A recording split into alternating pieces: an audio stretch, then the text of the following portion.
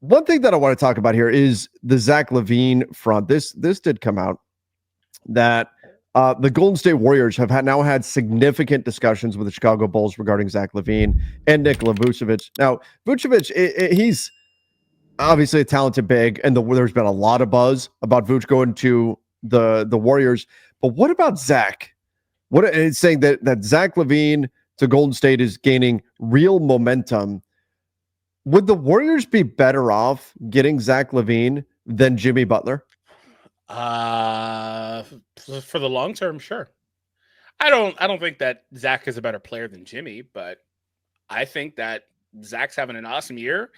And I think that the health stuff's a little bit overblown with him because he had one season, which is fair. He had one earlier in his career, but that was a long time ago. Yeah, and I mean, the money's going to be roughly about the same because you've still got LaVine under contract. You may have more flexibility with LaVine because Jimmy, I don't know how many years he's going to want. That's just it, right? So, like we look like right now, there's flexibility, but what are you going to have to give Jimmy after this year? Yeah, I don't know. That's because I think the Grizzlies are the only team that would get Jimmy as potentially just an expiring. And you look at what Zach LaVine is doing this year: 24 points, 4.5 assists, 5 boards, shooting. I mean, my God, 45% from three. Yeah. You talk about regression all the time. It's not hitting Zach at all. Not yet. I mean, it might hit him. No. What's he done in the playoffs? How many times has he even been there in his career? That's the question too. Yeah, let's see. Probably only a couple times. Right. But Zach's been playing great basketball. So I could see a world where the Warriors might say, you know what? We're a little worried about you. Oh, there you go. I knew it. He's played 4 playoff games. See, he averaged 19 points, but that's what you would be more concerned about, I think, is like, is he able to do it in higher leverage moments? By the way, new record, 1,400 viewers. Thank you guys. We really appreciate it. Make sure you subscribe if you're new as well. That's right. Hit that subscribe button if you're new. If you haven't checked out the channel yet, please do hit that subscribe button. We're keeping you up to date on everything going on around the NBA. And the like button.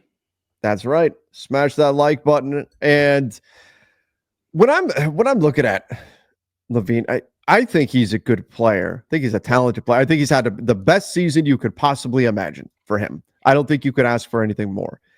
And if the Warriors say, you know what, we want to make a push here, we have to do something. If that's their mindset, we have to do something. I could actually see a world where they say we would rather pay Zach LaVine over the next 3 years than pay Jimmy Butler over the next 3 years, especially with Jimmy. He's, he can be a little rough around the edges sometimes, and you've already got Draymond. Could that be a combustible situation? Yeah, well, I don't know if you saw it, but there was a report yesterday that they may be concerned about how that would work with Jimmy. Did you see that? I did. Yeah. Yeah. We didn't get around to talking about that one, but yeah, there was a report that they would be concerned. And first thing that came to mind is, you'd have 2 hotheads in your organization with him and Draymond, and that could get kind of crazy. Both those guys are pretty erratic. I don't know if I would like that, but you could put it together and maybe make it work. But I just don't like the age timeline. But to be fair, he's perfectly slotted with Curry and Draymond. And so if you're the Warriors, you have a couple year window and then you just reset everything. So I would have to assume as well that you could get LaVine. Well, I know the Warriors are going to fight to not include Kuminga in any deal, whether it's Jimmy or not. I could see Miami demanding Kuminga. I would think the Bulls would not be in a position to demand Jonathan Kuminga to come back. Has LaVine played his way off of you remember the stance where it was like, oh, if you have to give up something. If you want to trade LaVine, you've got to attach assets to him. Has he played his way off of that? Yes. Yeah. I think he's played his way off of that.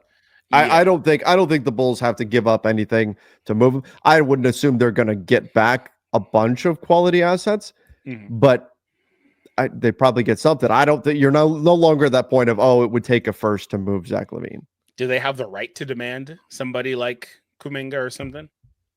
I don't know. Odds, that might be a little bit much.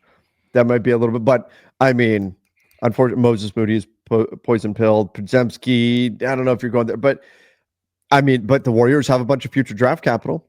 Could it be?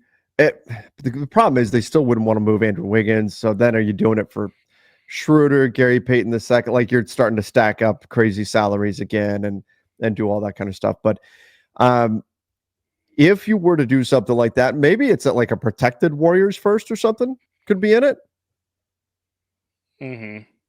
I mean, that could be interesting. Yeah. Jinx, you're That in could be Minnesota, by interesting. the way. But I do think that Zach LaVine would make the Warriors that much better because there's nights, and Golden State was great in their last game against OKC, but there's nights when it's like it's Steph and nobody else can score the ball, you know? Yeah, true. And so LaVine would give them that. Yeah. I'm so glad I'm not a Warriors, Lakers, Warriors? Suns, or Warriors, or Portland fan. These teams' futures are screwed. I mean, one thing that I think really needs to be remembered with all of these teams is that they've got draft picks. Like, we always talk like they don't have any, and that's the way it's always perceived, but they have draft picks because they're not able to trade them. So like the team, for example, the Lakers have this offseason and then next offseason, right? But they have all their picks and all that otherwise.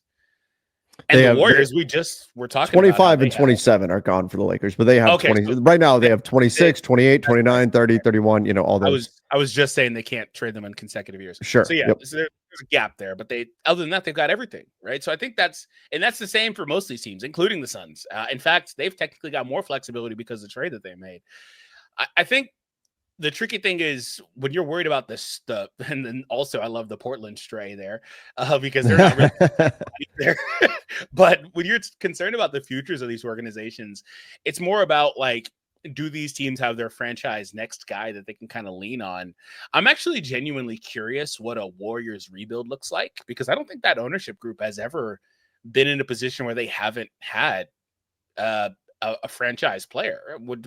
Didn't they come around when Steph was already there? Well, Lakeup was, in fact, I remember one of Lakeup's first introductions, or not introduction, but his first public speakings to Warriors fans. They were getting booed because the Warriors were still struggling. I mean, it wasn't that long ago that the Warriors were terrible. They were like the easy win in the Western Conference. And then Steph came along, and it took him a little time to get his legs under him and get past some ankle issues. And then they really started to roll. And they brought in the 3-point revolution and everything. But this is, it would be, I think on one hand, it might be a bit of a challenging rebuild for them. But that's part of why I think they don't want to move on from Kuminga. They don't want to move on from some of these other pieces. And could you build a team in the future around Zach LaVine? Well, no, but I mean, really, Steph probably has a couple more years left. So maybe by the time LaVine's contract is coming up, Steph is walking away anyway. Same thing with Draymond, and kind of there you go. I believe there's 1 year that LaVine has that goes past Steph's contract. Yeah, so that's more or less my point. Is like these teams aren't as screwed as they kind of get portrayed as being. It's just more or less, do they have the next guy? And they don't have the next guy. Especially Golden State has all their picks. That's my point. Is like so they have really, all their picks. Yeah, there's not really anything to feel bad about. It's just, do you have a star player or not? Yeah. All right, let's go here. Kevin said, if somehow the Lakers can do Rui, that one we already did. Julian said, Fox, Ellis, and Len to the Lakers. Austin Reeves, Gabe Vincent, Dalton Connect, Rui 2 first. 3 swaps, 2 seconds. No more Woj bombs, so prepare for Shams bombs. Yep. This is certainly more coming. I'm with Ellis, with Len, Reeves, Vincent, Connect. I mean, this is.